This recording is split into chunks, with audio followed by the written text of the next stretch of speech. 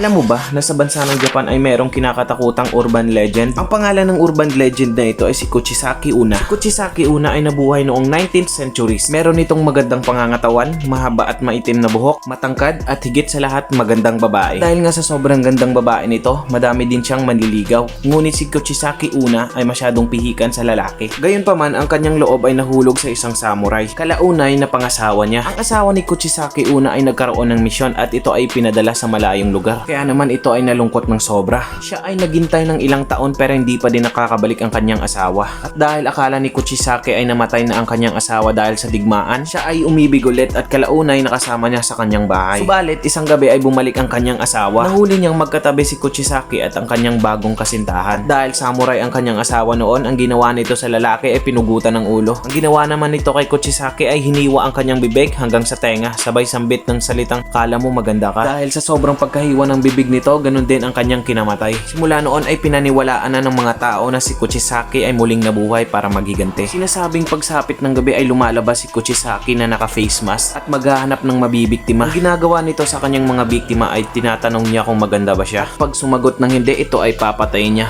Pag sumagot naman ng oo, ay huhubarin niya ang kanyang face mask at magtatanong ulit kung maganda ba siya. Pag ang sagot mo ay oo pa din, hihiwain niya ang iyong bibig ng tulad sa kanya at pag hindi naman ang iyong sagot, ikaw ay papatayin niya. Ngayon, alam mo na. Grabe guys, isa to sa mga paborito kong urban legend na napanood noon. Pero iba pala talaga pag ikaw yung nagbabasa. Parang ramdam na ramdam mo. Kung may gusto kayong isuggest na topic sa ating next video, mag-comment lang kayo sa baba. At kung gusto mo ng mga content na katulad nito, pwede nyo akong ma-follow.